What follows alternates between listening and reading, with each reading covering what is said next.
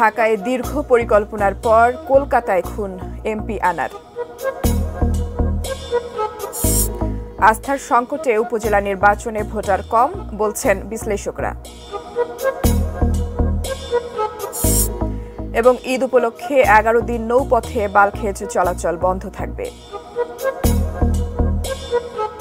Sponsored by Walton Non-Stop Millionaire Offer, RR Kabel and Abiba Finance Limited.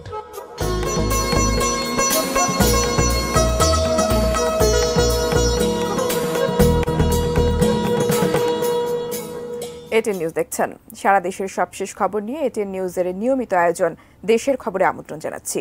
সঙ্গে আছি আমি ফারহিন টুম্পা। শুনছিলেন সংবাদ শিরোনাম, এবারে বিস্তারিত।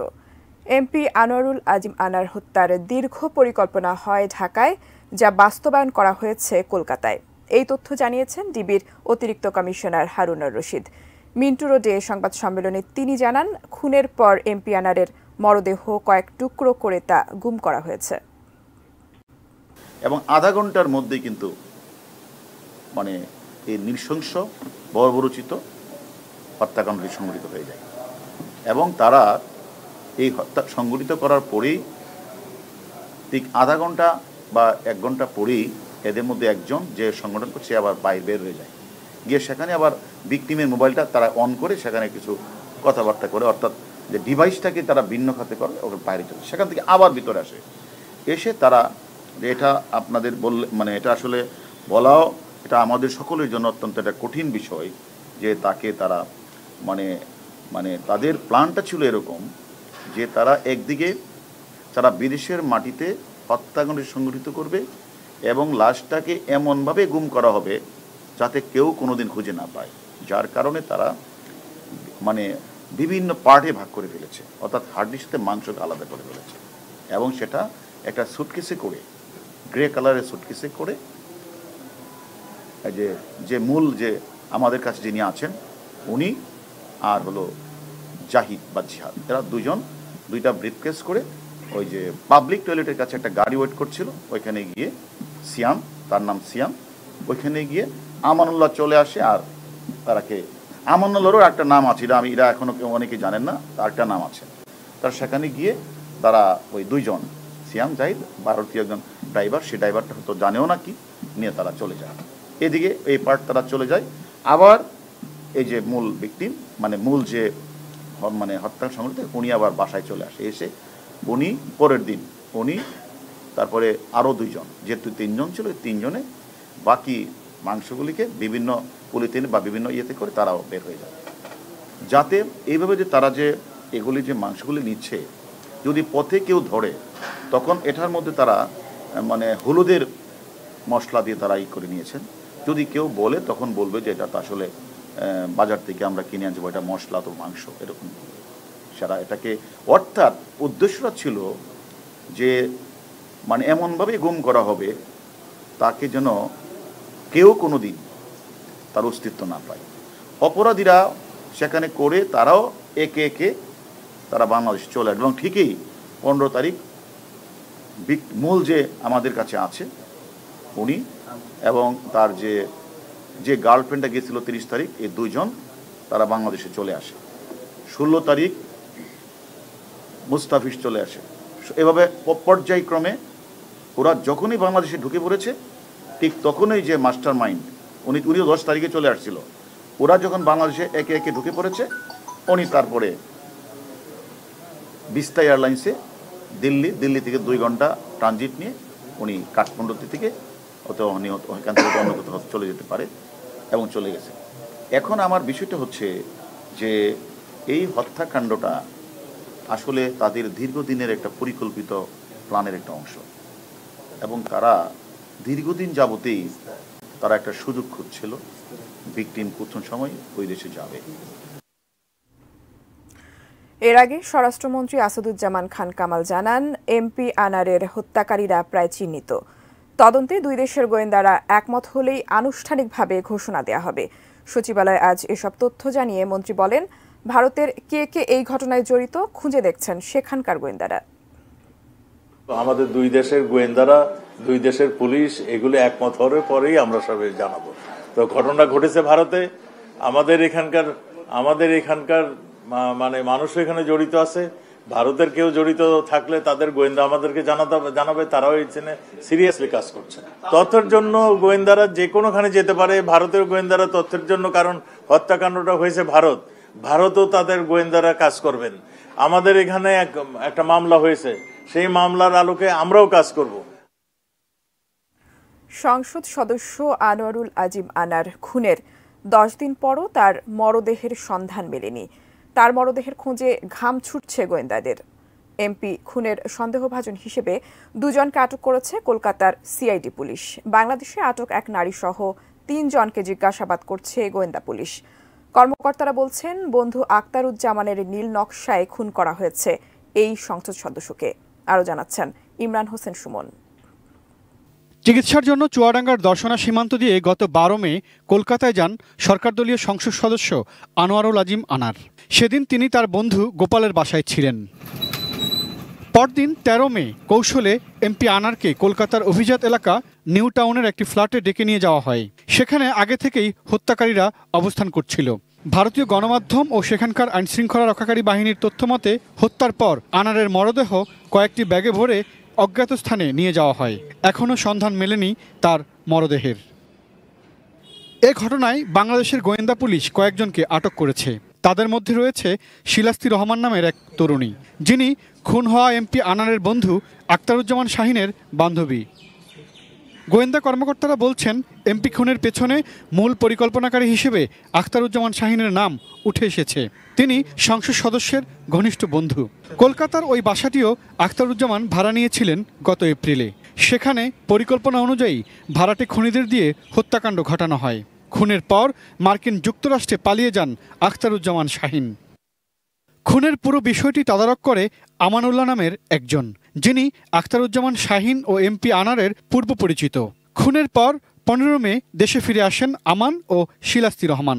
এরপর তাদের দুজনকে আটক করে গোয়েন্দা পুলিশ। নিবিড়ভাবে আমরা ইন্ডিয়ান পুলিশের সাথে কাজ করছি এবং আমাদের কাছে কয়েকজন আছে, তাদের সাথে আমরা প্রতিক্ষণেই কথা বলছি। অনেক তথ্য পাচ্ছি। অপরাধীরা যেভাবে নৃশংস হত্যা করেছে, আমরা কয়েকজনকে আইনের আওতায় নিয়ে আসছি। বাকি যারা রয়েছে প্রত্যেককে আমরা আইনের আওতায় নিয়ে আসব। তদন্ত সংশ্লিষ্টরা বলছেন, ব্যবসায়িক দ্বন্দ্বের সূত্র ধরেই এমপি আনারকে হত্যার পরিকল্পনা করে আখতারুজ্জামান শাহিন। যে ফ্ল্যাটে এমপি আনারকে খুন করা হয়েছে গত 13 মে, সেখানে 2 জন পুরুষ ও 1 জন নারী প্রবেশ করে। একদিন অবস্থানের পর ফ্ল্যাট থেকে বের হয়ে আসে এক পুরুষ ও এক নারী। Imran Hossain Suman, ATN news, Dhaka. দেশের খবরে নিচ্ছি ছোট্ট একটা বিরতি, ফিরছি কিছুক্ষণ পর, সঙ্গেই থাকুন।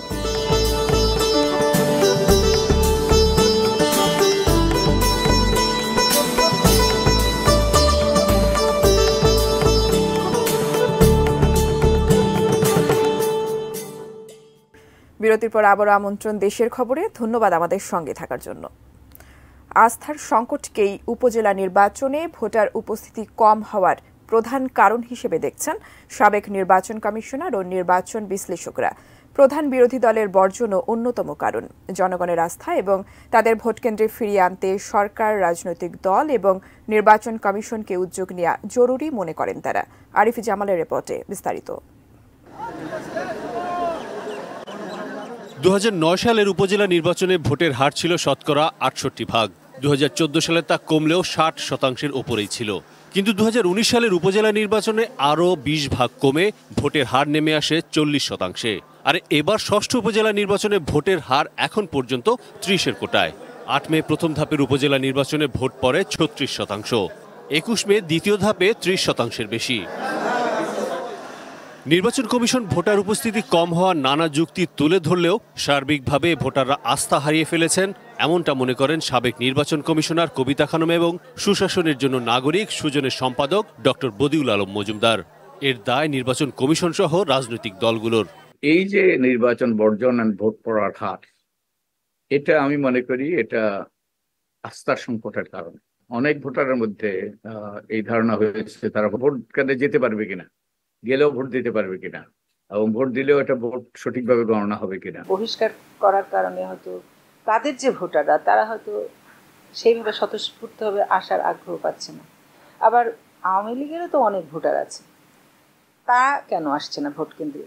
বাংলাদেশের জনগণ যেখানে ভোট পাগল ছিল, ভোট যে দেশে একটা উৎসবের মতো, সেখানে নির্বাচনে ভোটারের এই খরা ভবিষ্যতের জন্য নেতিবাচক আশঙ্কার বার্তা দেয়। এর পরিণতি আমরা যে মহাতের সৃষ্টি করব, না আমরা এই যে অন্য ভয়াবহ দিকে যাব, সেটাই এখন দেখার বিষয়।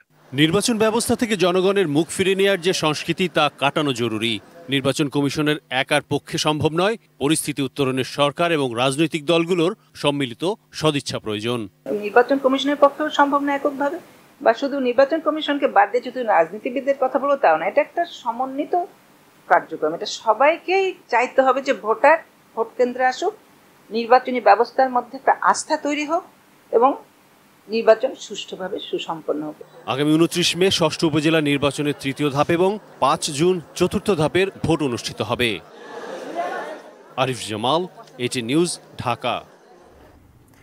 দ্বিতীয় ধাপের উপজেলা নির্বাচনেও একচেটিয়ায় জয় পেয়েছেন আওয়ামী লীগ নেতারা। ফলাফল বিশ্লেষণে দেখা যাচ্ছে 156 উপজেলার 136টিতেই জিতেছেন আওয়ামী লীগের বিভিন্ন পর্যায়ের নেতা। এছাড়া বিএনপির বহিষ্কৃত 6 নেতা, জাতীয় পার্টির পদত্যাগী 1, কল্যাণ পার্টির 1, আঞ্চলিক দলের 3 জন এবং বাকিগুলোতে স্বতন্ত্র প্রার্থীরা বেসরকারিভাবে চেয়ারম্যান নির্বাচিত হয়েছেন। হেরে গেছেন বর্তমান চেয়ারম্যানদের অর্ধেকই। প্রথম দফা উপজেলা নির্বাচনের মতো দ্বিতীয় ধাপের নির্বাচনেও আওয়ামী লীগের নেতাদের জয় জয়কার। বিএনপির বহিষ্কৃত নেতাদের মধ্যে জয় পেয়েছেন 6 জন। নীলফামারীর সৈয়দপুর উপজেলায় রিয়াদ আরফান সরকার রানা, নাটোরের বাগাতিপাড়ায় বিএনপি সাবেক যুগ্ম আহ্বায়ক জাহাঙ্গীর হোসেন মানিক, কক্সবাজারের পেকুয়ায় সাফায়েত আজিজ রাজু, বান্দরবানের নাইক্ষংছড়িতে তোফায়েল আহমেদ, সিলেটের গোয়াইনঘাটে জেলা বিএনপি সাবেক কোষাধ্যক্ষ শাহ আলম স্বপন এবং হবিগঞ্জের নবীগঞ্জ উপজেলায় বিএনপি সাবেক প্রথম যুগ্ম আহ্বায়ক মুজিবুর রহমান সেফু বিজয়ী হয়েছেন। সিলেট বিভাগে বিএনপির প্রার্থী ছিল সবচেয়ে বেশি। এছাড়া চট্টগ্রামের চকরিয়ায় বর্তমান চেয়ারম্যান কল্যাণ পার্টির ফজলুল হক সাইদি আবার নির্বাচিত হয়েছেন। রাঙামাটি বিলাইছড়িতে বর্তমান চেয়ারম্যান জনসংহতি সমিতি বীরত্তম তঞ্চঙ্গা, পটুয়াখালীর কাউখালী উপজেলা জাতীয় পার্টির জেপি মঞ্জু থেকে পদত্যাগকারী আবু সাইদ মিয়া মনু এবং টাঙ্গাইলের কালীহাতিতে কৃষক শ্রমিক জনতা লীগের আজাদ সিদ্দিকী জয় পেয়েছেন। তিনি সংসদ সদস্য আব্দুল লতিফ সিদ্দিকী ও আব্দুল কাদের সিদ্দিকীর ছোট ভাই। স্বতন্ত্র প্রার্থী হিসেবে নির্বাচিত হয়েছেন খাগড়াছড়ির দীঘিনালায় ধর্মজ্যোতি চাকমা ও পানছড়িতে চন্দ্রদেব চাকমা, ঝিনাইদহের হরিণাকুণ্ডে সাইফুল ইসলাম টিপু, হবিগঞ্জে বাহুবল উপজেলায় আনোয়ার হোসাইন, জয়পুরহাটে পাঁচবিবি উপজেলায় বর্তমান চেয়ারম্যানকে হারিয়ে স্বতন্ত্র প্রার্থী হিসেবে নির্বাচিত হয়েছেন সাবেকুন্নাহার শিখা। তাকে নিয়ে এবার 2 জন নারী উপজেলা চেয়ারম্যান নির্বাচিত হয়েছেন। টাঙ্গাইলের ভুয়াপুরের বর্তমান চেয়ারম্যান নার্গিস বেগমও আবার জয়ী হয়েছেন। গলাচিপা উপজেলায় প্রথমবারের মতো নারী চেয়ারম্যান নির্বাচিত হয়েছেন ওয়ানা মার্জিয়া নিতু। এবারও নির্বাচনী দৌড়ে ছিলেন 54 জন বর্তমান চেয়ারম্যান, হেরে গেছেন অর্ধেকই। চাঁদপুর সদরে সমাজ কল্যাণ মন্ত্রী ডাক্তার দীপুমণি সমর্থিত প্রার্থী এবং বর্তমান চেয়ারম্যানকে হারিয়ে নির্বাচিত হয়েছেন হুমায়ুন কবির সুমন। তবে নওগাঁয়ের 3 উপজেলায় ভোটে 3 বর্তমান চেয়ারম্যানই জয়ী হয়েছেন। মানিকগঞ্জের শিবালয়ে বর্তমান চেয়ারম্যান রেজানুর রহমান জানুকে হারিয়ে পুনরায় নির্বাচিত হয়েছেন আব্দুর রহিম খান। যারা সন্ত্রাসী তাদেরকে শিবালয় উপজেলাতে এমপির সাথে কইরা জনগণের সাথে কইরা দূর করুন। প্রধানমন্ত্রী তো তাই চায়, জনগণও তাই চায়। মন্ত্রী এমপিদের সমর্থন নিয়ে নির্বাচন করেও হেরে গেছেন অন্তত 25 জন। এ ধাপে আওয়ামী লীগের 16 সংসদ সদস্যের 17 জন স্বজন প্রতিদ্বন্দ্বিতা করেন। স্বজনদের অধিকাংশই জয়ী হলেও হেরে গেছেন সাবেক অর্থমন্ত্রী আহম মুস্তাফা কামাল এমপির ভাই, টানা 3 বারের উপজেলা চেয়ারম্যান গোলাম সারওয়ার। লালমনিরহাটে কালীগঞ্জ উপজেলায় সাবেক সমাজ কল্যাণ মন্ত্রী নুরুজ্জামান আহমেদের ছেলে রাকিবুজ্জামান আহমেদ হারিয়েছেন তার চাচাকে। শরীয়তপুর সদরে এমপির চাচাতো ভাইকে হারিয়ে নির্বাচিত হয়েছেন কামরুজ্জামান উজ্জ্বল আখন্দ। হবিগঞ্জের বাহুবলে এমপি শ্যালককে হারিয়ে দিয়েছেন মাওলানা আনোয়ার হোসাইন। দ্বিতীয় ধাপের নির্বাচনের মাঝেই চলছে তৃতীয় ধাপের ভোটের প্রস্তুতি। Saikat Dasgupta, desk report, ATN news.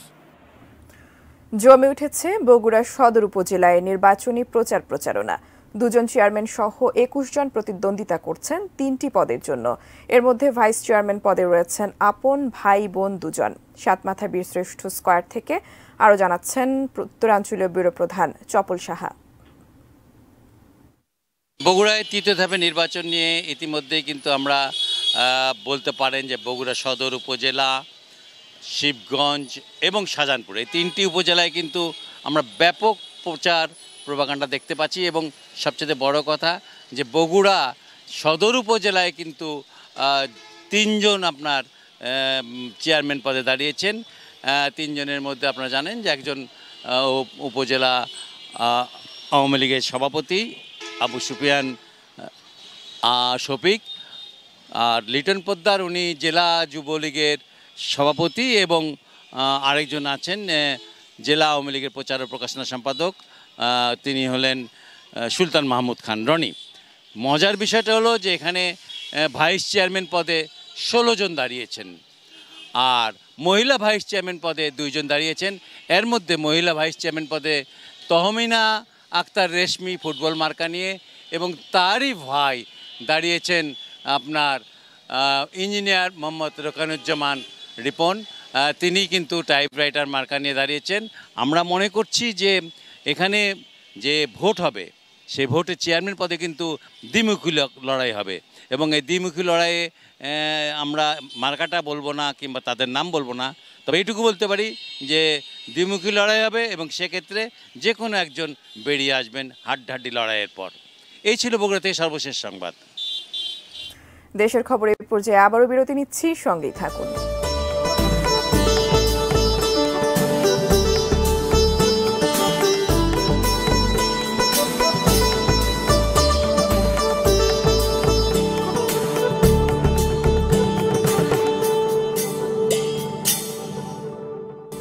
বিরতির পর আবার আমন্ত্রণ দেশের খবরে। ধন্যবাদ আমাদের সঙ্গে থাকার জন্য। সংবিধান অনুযায়ী একজন নাগরিকের ন্যায্য বিচার প্রাপ্তি তার মৌলিক অধিকার বলেছেন প্রধান বিচারপতি ওবায়দুল হাসান। সকালে রংপুর জেলা জজ কোর্ট এলাকায় নবনির্মিত ন্যায়কুঞ্জ ভবন উদ্বোধন করে একথা বলেন তিনি।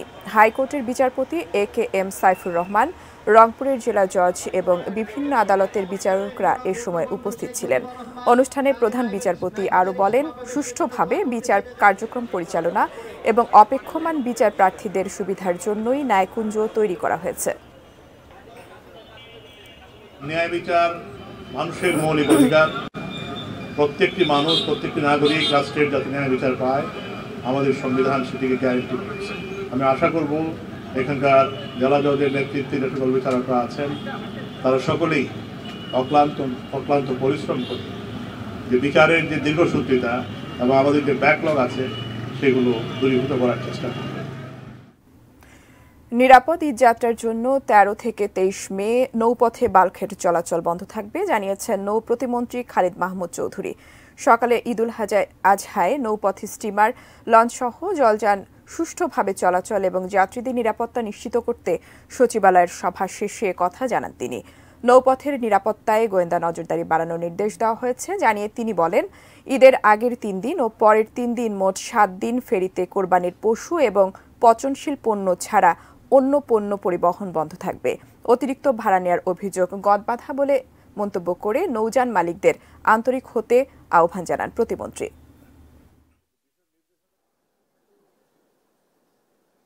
অতিরিক্ত ভাড়া নেওয়া হয়, এটা গদবাঁধা কথা। এটা মানে ঈদ আসলে এই শব্দটা চলে আসে। আমাদের মনিটরিং অনেক আছে আইন শৃঙ্খলা রক্ষাকারী বাহিনীর সংস্থাগুলোর। আমরা আজকের এই মিটিং এ গোয়েন্দা নজরদারি বাড়ানোর জন্য আমরা সুপারিশ করেছি, এবং যদি এই ধরনের কোনো ব্যক্তি বা গোষ্ঠী যদি এই ধরনের কর্মকাণ্ডে থাকে হয়রানির ক্ষেত্রে তাদের বিরুদ্ধে যথাযথ ব্যবস্থা নেওয়া হবে। সংবাদ শেষ করব, তার আগে শিরোনামগুলো জানিয়ে দিচ্ছি আরো একবার।